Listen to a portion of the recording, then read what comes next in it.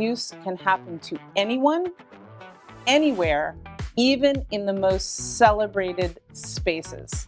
And I just want to say her courage to speak out shines that light, exposing the reality that affects far more people than we realize. In 2017, I was married, and then when the case broke in the media, 2 years later, I had a son. So it almost felt like the universe is really throwing everything at once at me to make me stronger. You know, my dad, as I spoke, I talk a lot about him because he was my example. He was an activist, he was a human person. And I always felt that if I will have something that can really help others, it's kind of my obligation to do something about it. Things are going a bit topsy-turvy sometimes, and one never is sure where to be or what to think. But this piece of work, this extraordinary little, I didn't even know there was a live action short. That's what I describe myself as now. I'm a live action short. And I am short. Good things are possible. Yes. True things are possible. Right. People can cross barriers and make bridges to each other. Oh. And there is a hope for us. And she was 85. She passed away a couple of years ago, but we became very, very close. And her husband had passed away, her children lived abroad, and she was very, very lonely. And when she found out me and my husband were actors, it just unleashed this passion she had for theatre, and she'd supported theatre her whole life. I wrote about themes that mattered to me, but I really have to stress that I don't think we ever write things to appeal or make an audience sort of feel something. Is Tara Turnure, founder and CEO of Beauty Drip. She is redefining wellness through personalized solutions. A former model and media personality, Tara inspires women to embrace self-care and confidence every single day. Welcome to the show. Oh, thank you for having me. That was so nice. Oh, there you go. I know. I believe that the future of beauty and wellness and vitality for women is Beauty Drip, because what we are doing is just at the forefront of what's happening in cellular optimization, Yes. which is powered by peptides. So our beauty and wellness regimens are all peptide protocols. And love I that. think once you turn 35, what worked to sort of, lose weight, Yes. feel good, look good, just changes because yes. of hormones, insulin levels. And I was just super frustrated with my own body, and I just didn't feel as amazing as I used to. So I went down this quest, in this functional medicine realm. And I was introduced to our now medical director, Dr. Emily Pasick, and she sort of curated this peptide protocol for me. And it worked, and I had this light bulb moment, oh my gosh, I have to share this with the world. Oh, I love that.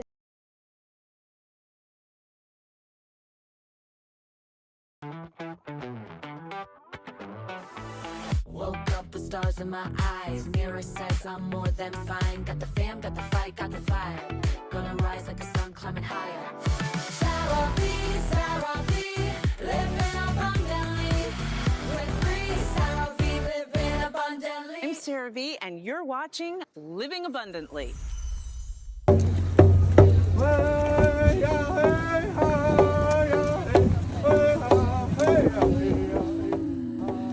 There are moments in life when you just don't witness something, you feel it in your soul. As we celebrate women this month, I wanted to share one of the most empowering emotions women can feel, and that is peace. I had the honor of standing among thousands at the Walk of Peace in Washington, D.C. I felt something I will never forget. These monks walked 2,300 miles together from Texas to Washington, D.C., step by intentional step, not for recognition, not for protest, but to spread peace.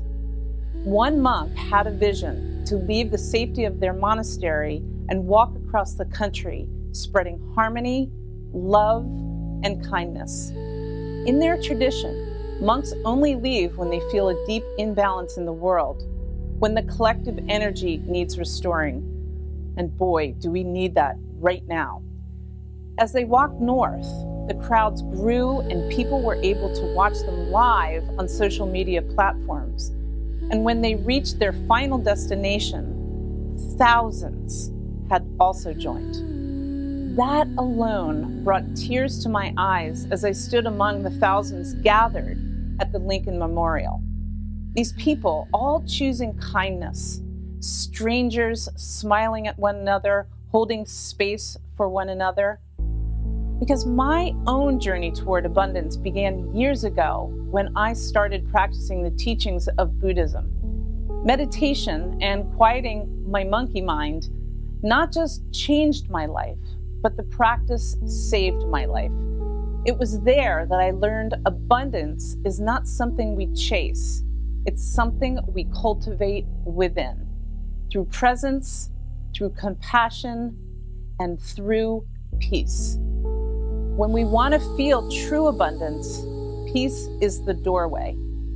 Peace within ourselves, peace in our words, peace in our actions. And then, just like those monks walking mile after mile, peace is built step by step, person to person. That is how we rebalance a hurting world and finally live the abundant, wholehearted lives we were created for.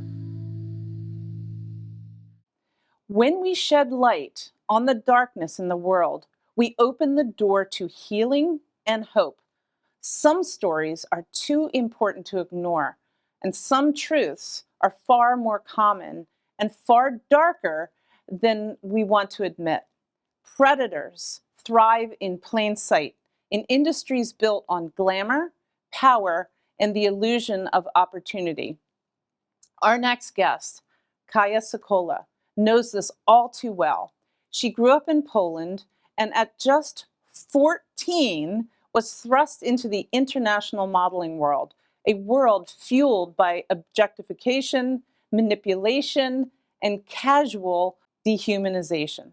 She quickly achieved what many call success by working with some of the world's most elite brands. But at 16, she became Harvey Weinstein's youngest survivor. A shocking reminder that abuse can happen to anyone, anywhere, even in the most celebrated spaces. And I just want to say her courage to speak out shines that light, exposing the reality that affects far more people than we realize. Welcome to the show. And again, thank you so much for your courage and bravery.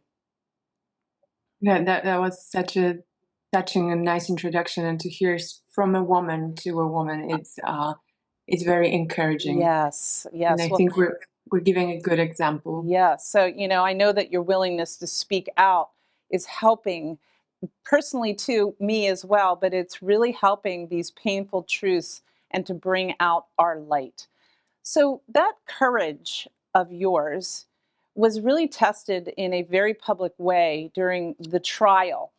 Can you share how going through that process impacted you and how did it change you? Well, it changed so many aspects of my life. And it was bittersweet because, first of all, before 2017, I haven't shared that part of my life with anyone.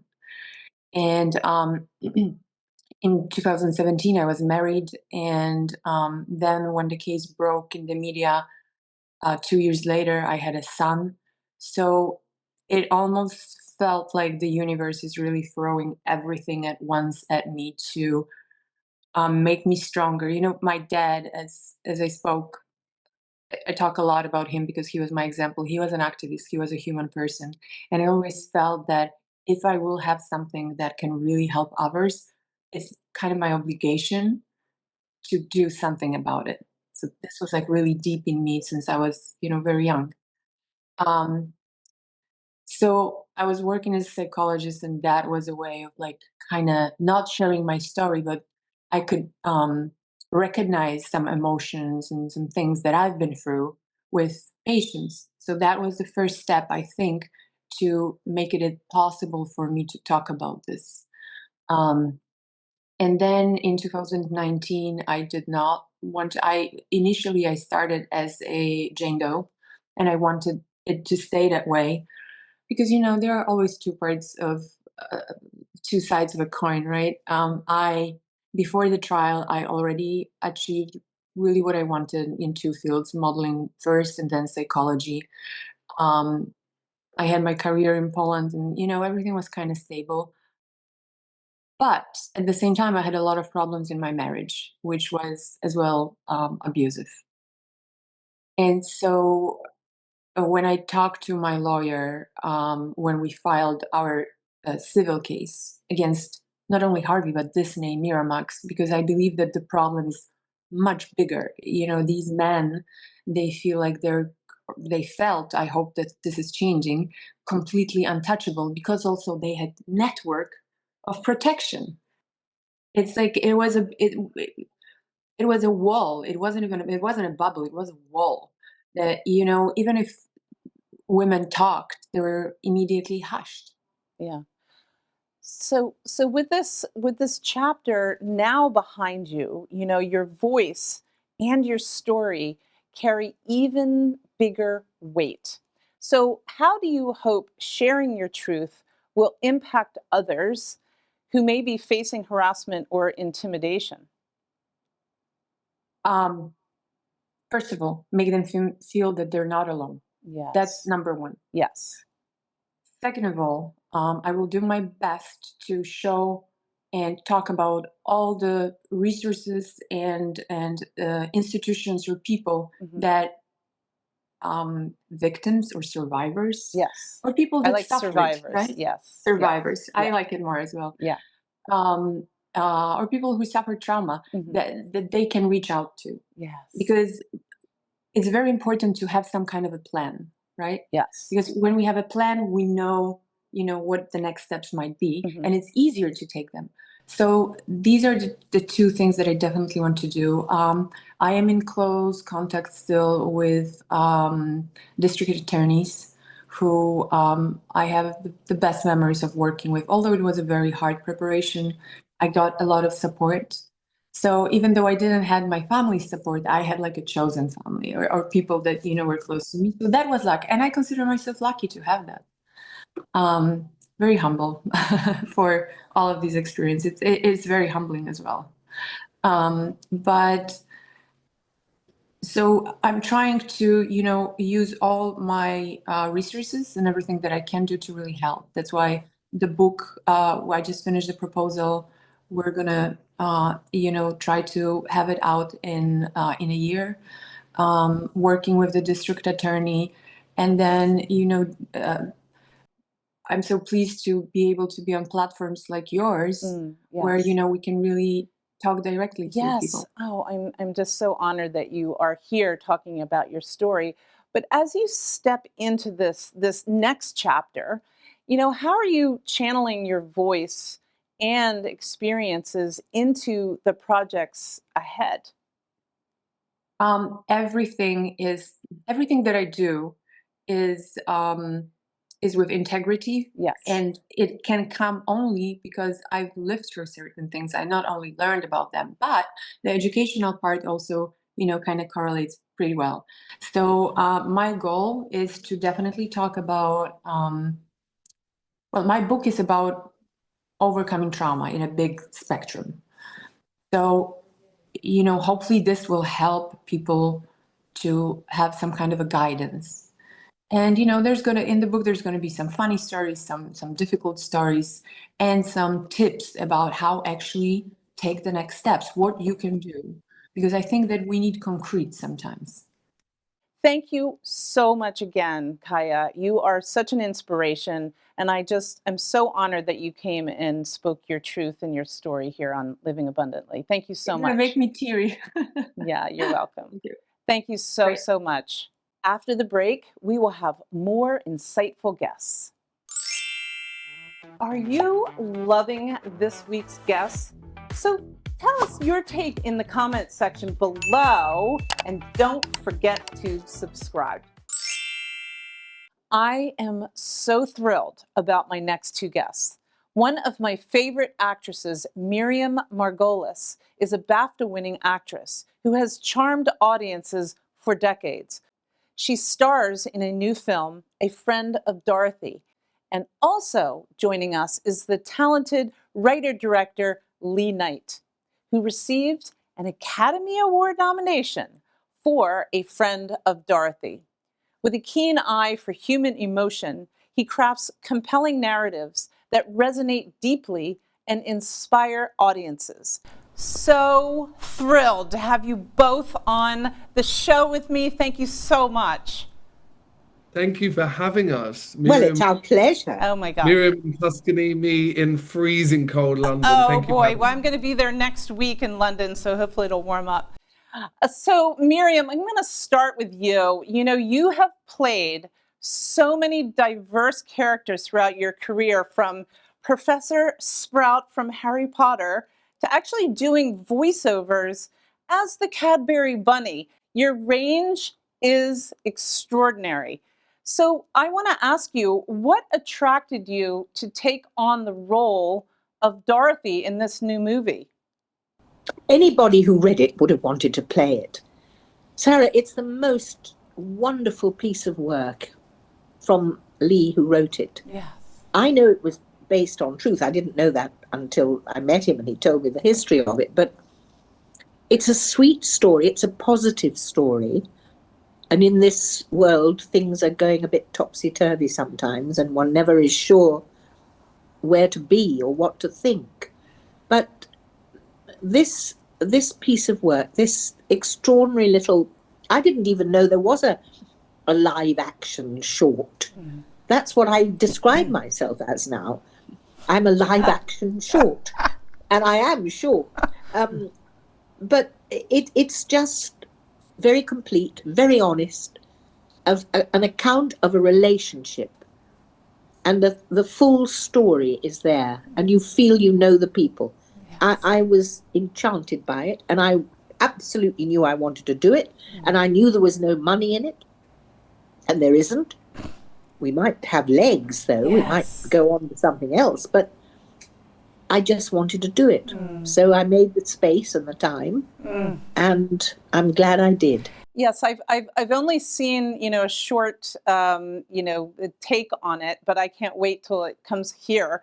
But Lee, you know, every authentic story, I feel, has, you know, a genesis, a spark, a memory, a moment that refuses to be ignored. So I am dying to know, where does the story originally come from? So the story, you know, you're right. As storytellers, we pour our kind of heart into it. And actually, there's things in the film that have been pointed out to me that are very dear to me that I kind of didn't even know until I was, say, shooting the film, for example.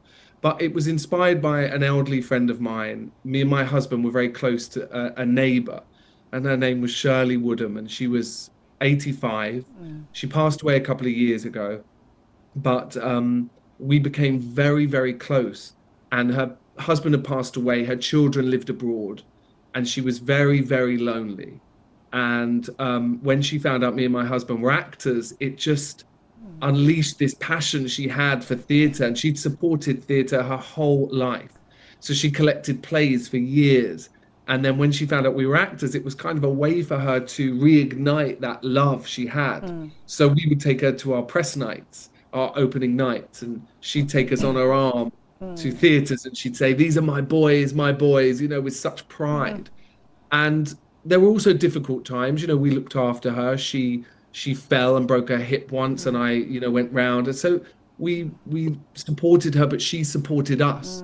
And what I found so fascinating and beautiful was exactly that. We didn't just support her in her time of need. She actually supported us through our time of need, and supported our careers, and gave us advice that only she could give because of the life she'd lived. So it was inspired by her.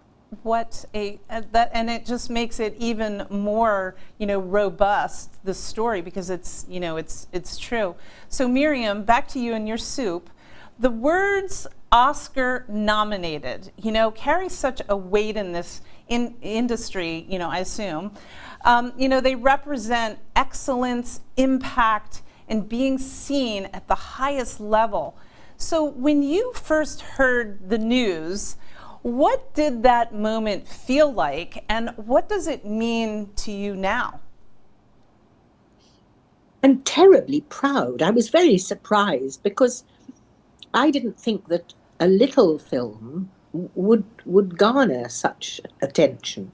You hope it will, and you believe in it, and that's why you do it. But I couldn't. I mean, it was astonishing, and well, I nearly wee-weed. I mean, it was just extraordinary. Extraordinary. I love that so much. So Lee, one of the themes that seems to echo through the film is the idea of being seen, of acknowledgement and visibility. So I am so curious, was that intentional? And if so, why is being seen such an important part of this story? I think that I wrote about themes that mattered to me, but I really have to stress that I don't think we ever write things to appeal or make an audience or feel something. But I think it's important to me for many reasons. I think being a gay man, having gone through my school years during Margaret Thatcher's Section 28, which is a bit like the don't say gay stuff going on. Like it's really hard to navigate as a young person when you're hiding something through fear of what other people will think of you, of not quite being enough or not being the same as everyone else. And this film celebrates our differences, and we should always celebrate our differences. We can't keep seeing our differences as something to highlight. And this film is about two people at the end of their life. Miriam calls it the evening of her life, and I love that. And I think this is about two people that on paper couldn't be more different, but yet are so close in so many ways, just by seeing and accepting someone's truth in the moment. If you could choose one abundant word or phrase to describe how you hope, those viewers feel after watching this film, what would that be? I would have to say reassured, because it means people are unsteady at the moment all over the world. It's not just in America, but everywhere there is a sense of sands shifting under your feet, not knowing where the moral center is anymore. And I was very privileged because I grew up at a time when things were healing and new things were happening and money was being put into books and libraries and people. And it was a hopeful time. And I don't think now is a hopeful time. I think it's a very challenging time for young people as well as for old people. But when you're old, you know you haven't got much time left, and you want things to be better. Always, you want things to be better. Yes. So I feel that this very small piece of sweetness and decency does reassure and say good things are possible. Yes. True things are possible. Right. People can cross barriers and make bridges to each other. Oh. And there is a hope for us. Reassuring. I love that word. Reassured is perfect. I can put it in a line. Okay, that's and I'm going to take a line from the film, and it's one that really moves me, even though I wrote it. But it's just it was how it was played. It's my favorite moment in the film. There's a moment where the young teenager, privately not thinking that Dorothy sees him, is drawn to a book, and the book is a title of a kind of cruel word that he might have heard in the playground, being called gay in a negative term. And he drops the book, and Dorothy picks it up and he apologizes because in that moment he's exposed a part of himself. And she says to him, one should never apologize for an interest in literature. Oh, And I I feel think that I've that seen. I has, think I saw that. Is that in yeah, in the clip? it's in the trailer, In and the I trailer. wanted that to be in the trailer. Actually, I really wanted to, because it's a message that transcends in a literal sense. In a literal sense, one should never apologize for an interest in literature, but it has such a broad meaning, and it means in that moment, never apologize ever for being who you are. Well, I'm so honored that both of you came today and shared this beautiful moment with me. I'm getting hungry now just watching Miriam eat her soup, but I love it so much. Too. And thank you for your authenticity. Thank you for bringing light to our world. Thank you so much for joining me today. Pleasure. Our Thank you. pleasure. Yeah. Thank you. And we will be right back after the break. Stay with us. For those of you watching on YouTube, what is your most abundant word or phrase to describe your life right now? Tell us in the comments. Beauty reflects inner strength and self-confidence, empowering women to embrace their uniqueness. Leading this charge is Turnure, founder and CEO of Beauty Drip. She is redefining wellness through personalized solutions. A former model and media personality, Tara inspires women to embrace self-care and confidence every single day. Welcome to the show. Oh, thank you for having me. That was so nice. Oh, there you go. I know, we listened to it and then it's like, wow, is that really me? I know, right? So as we look towards the future, the evolving landscape of beauty and wellness invites new dimensions for us to consider. So in your opinion, what does the future of beauty look like for women? I'm on the edge of my seat.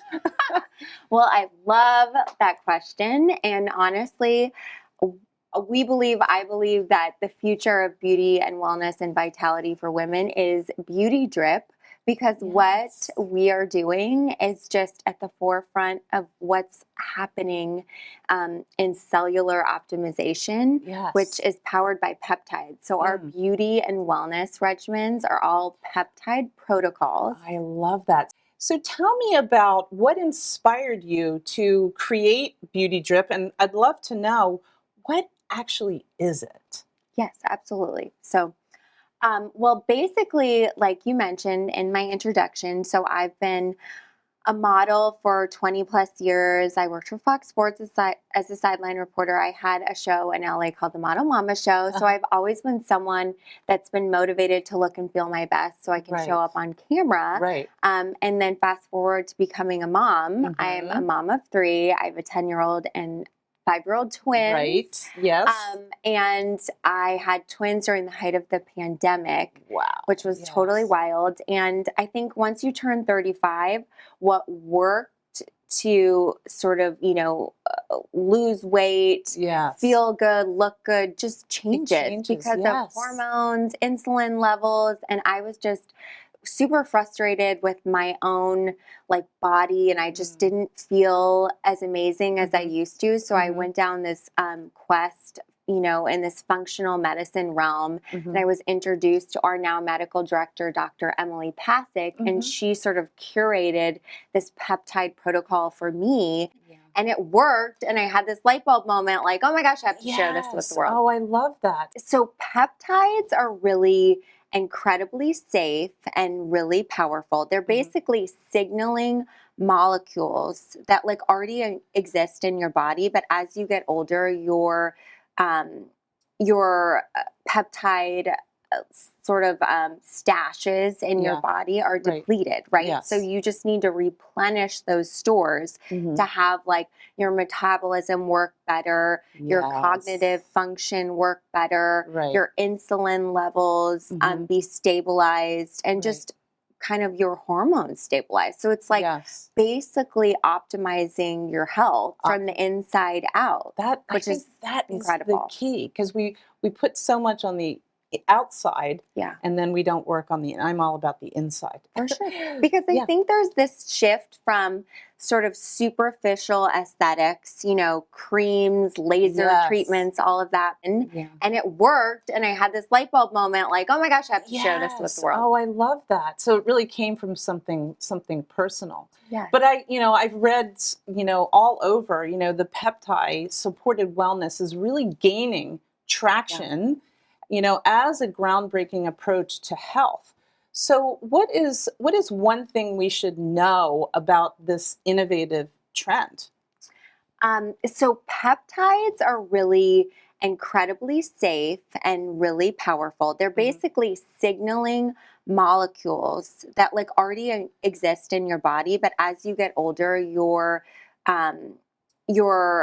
peptide sort of stashes in your Yeah. body are Right. depleted, right? Yes. So you just need to replenish those stores Mhm. to have like your metabolism work better, your Yes. cognitive function work better, Right. your insulin levels Mhm. be stabilized, and Right. just kind of your hormones stabilized. So it's like Yes. basically optimizing your health from the inside out. I which think is that is incredible. the key, because we put so much on the outside, Yeah. and then we don't work on the, I'm all about the inside. For sure. Because I Yeah. think there's this shift from sort of superficial aesthetics, you know, creams, laser Yes. treatments, all of that. People want to also feel and look good from the inside out. Yes. And that's what we're really giving people the ability to do at Beauty Drip. I'm feeling the shift. I'm feeling the inside to the outside shift. Yes. I think there's a lot of buzz happening about peptides, but I Yes. think that there's a right way and a wrong way to do peptides. Right. And at Beauty Drip, we're doing it the right way because it's Yes. all physician guided. Mission guided. I love it. Thank you so much for sharing your passion with us today. Thank you so Thanks much. for having me. You're welcome.